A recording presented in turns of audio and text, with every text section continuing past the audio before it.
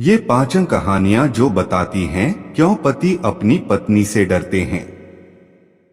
पहला मंत्री हो या पुलिस अधिकारी हो या मुलाजिम, आप भले ही घर के बाहर अपना प्रभाव और ताकत दिखा ले, लेकिन घर में आते ही आपका प्रभाव और आपकी ताकत कम हो जाती है, क्योंकि वहां आपकी पत्नी मौजूद होती है, जिनकी ताकत के आगे आपकी एक नहीं चलती है।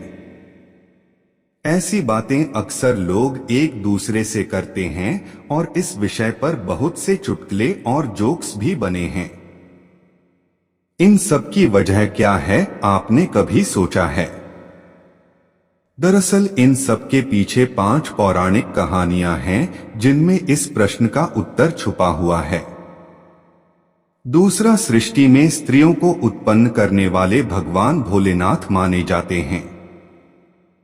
इन्होंने अर्धनारीश्वर का रूप धारण कर सृष्टि में स्त्री को उत्पन्न किया और जब उस स्त्री को पत्नी रूप में स्वीकार किया तब उन्हें स्त्री की शक्ति का बोध हुआ। स्त्री की शक्ति का अंदाजा भगवान शिव को तब हुआ जब सती को उन्होंने मायके जाने से मना किया। क्रोधित होकर सती ने विकराल रूप धारण किया और 10 महाविद्याओं को उत्पन्न किया, जिसने शिव जी पर आक्रमण कर दिया। 10 महाविद्याओं से बचने के लिए अंत में शिव जी को सती की शरण में आना पड़ा।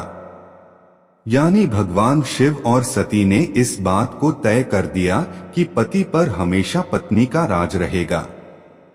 तीसरा, भगवान शिव ही नहीं, पत्नी का प्रभाव बैकुंठ में भी दिखता है। भगवान विष्णु की पत्नी देवी लक्ष्मी यूं तो हमेशा विष्णु भगवान के पैर दबाते हुए दिखती हैं, लेकिन एक बार दुर्वासा ऋषि के शाप के कारण नाराज होकर देवी लक्ष्मी बैकुंठ छोड़कर अपने मायके सागर में चली गई।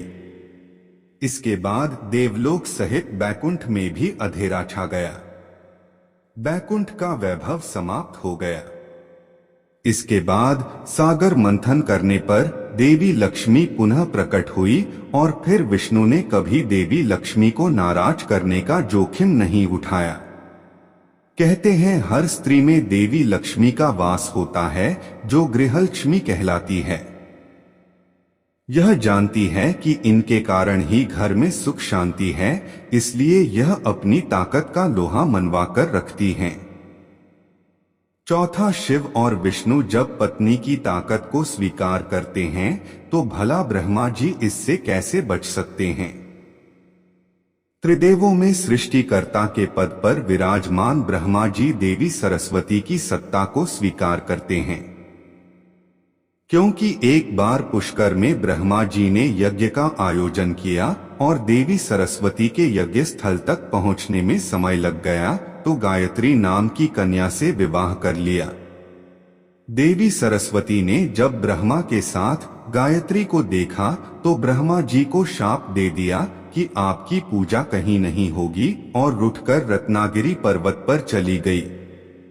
यहाँ देवी सरस्वती की सावित्री रूप में पूजा होती है। यानी पत्नी रूठी तो सब रूठे, इसलिए पत्नी को मनाए रखने में ही पति अपनी भलाई मानते हैं।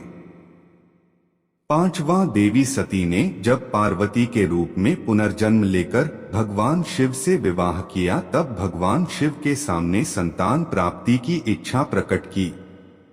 भगवान शिव ने देवी पार्वती की इस इच्छा को पूरा करने से मना कर दिया और कैलाश से चले गए। देवी ने तब अपनी इच्छा पूरी करने के लिए अपने शरीर के उपटन से एक बालक का निर्माण किया और उसमें प्राण डाल दिया। यहाँ देवी पार्वती ने इस बात को साबित कर दिया कि उन्हें अपनी चाहत पूरी करने के लिए किसी की खुशामद करने की जरूरत नहीं है। इस तरह देवी पार्वती ने अपनी शक्ति का परिचय देकर शिव को चौंका दिया और अंत में शिव को देवी के सामने झुकना पड़ा। यानी स्त्री चाहे तो अपनी चाहत को अपने बल पर पूरा करने की ताकत रखती है। यह बात पुरुष मन अच्छी तरह जानता है, इसलिए स्त्री शक्ति के आगे हमेशा सिर झुकाता है।